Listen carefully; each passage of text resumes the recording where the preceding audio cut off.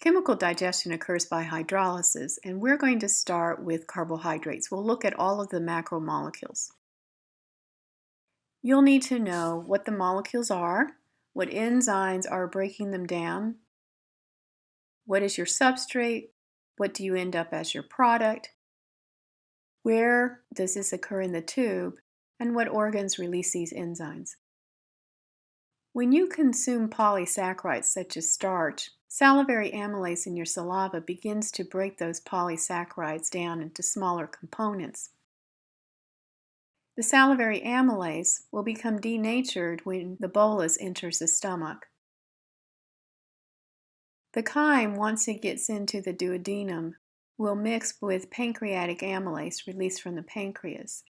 Pancreatic amylase will continue breaking down the polysaccharides and the disaccharides into oligosaccharides, which are saccharides consisting of 3 to 10 monosaccharides and disaccharides. And eventually, the disaccharides will be broken down into monosaccharides by brush border enzymes.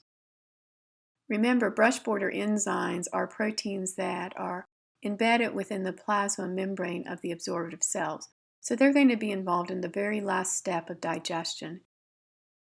Once you break down those disaccharides into the monosaccharides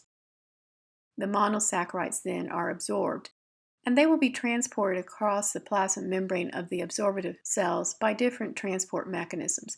You don't have to worry about the different types of transport mechanisms, but I do want you to know that all non-fats will eventually go into the hepatic portal vein, and from there they will be transported to the liver where they will be processed.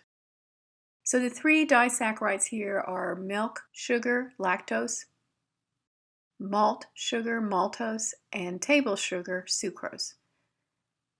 The monosaccharides are galactose, glucose, and fructose. Recall, protein digestion begins in the stomach with pepsin. Hydrochloric acid is required to activate the pepsinogen into pepsin.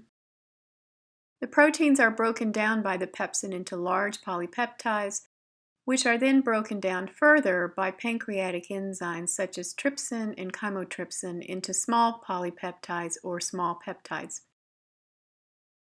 The small polypeptides will then be broken into amino acids by brush border enzymes, and then the amino acids will be absorbed across the absorptive cells. They will then enter the hepatic portal vein to be transported to the liver. Nucleic acids consist of DNA and RNA. These acids are going to be broken down into nucleotides and then into the building blocks of a nucleotide, which is a sugar, a nitrogen-containing base, and a phosphate ion. Nucleic acids are first broken down in the duodenum by pancreatic enzymes. They're then further broken down into the final products of the sugar, the nitrogen-containing base, and the phosphate by brush border enzymes. They will also be transported to the liver by way of the hepatic portal vein. Lipid digestion is slightly different. We're going to be talking primarily about triglycerides here, fats. If you've ever had a sink full of greasy dishes, you probably have noticed that the grease or the triglycerides are attracted to one another to form these large globules because they don't dissolve in water and they're actually repelled by the water. The first step that's going to happen with the triglycerides, since they are in this large globule, is emulsification.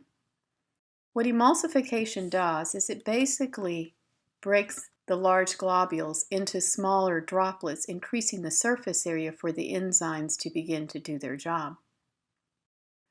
When fatty foods enter the duodenum, the gallbladder contracts, releasing bile. Bile salts are in the bile. Bile salts have a hydrophobic end and a hydrophilic end, and so they can interact with the triglycerides and the water to help break the globules down into smaller droplets. Once this has happened, digestion can begin. Digestion involves a pancreatic enzyme called lipase. Lipase breaks the triglycerides down into a monoglyceride and 2 fatty acids. Since these are still hydrophobic, you're going to have to package them into a micelle in order to ferry them or transport them down to the absorptive cell. A micelle basically consists of the monoglyceride, which is Mg, the fatty acids, anything else that is a lipid such as cholesterol or fat-soluble vitamins, enclosed in bile salts, and there's also a phospholipid called lecithin that's found in the bile. All of these chemicals form a micelle. The micelle then moves through the intestinal fluid down to the absorptive cells. So the purpose of this is to ferry the package, the hydrophobic substances, down to the absorptive cell. Once the micelle is down at the absorptive cell, the hydrophobic substances are then going to diffuse into the cell, and a chylomicron is formed. The smooth ER is going to recombine the monoglycerides and the two fatty acids to make triglyceride once again. And the triglyceride, along with some proteins, are going to form the chylomicron. The chylomicron then is released by the absorptive cell by exocytosis. From there, it's going to go into the lacteal. So remember, the lacteal is a lymphatic capillary. It's filled with lymph. It's called a lacteal because the lymph with the fats looks like milk. So it's going to enter the lacteal, travel through the lymphatic vessels, and ultimately be dumped into the blood at the subclavian vein. Once in the blood, the triglycerides are broken back down into fatty acids and a glycerol molecule by an enzyme. And the fatty acids and glycerol molecules then can be taken up by cells as needed for energy.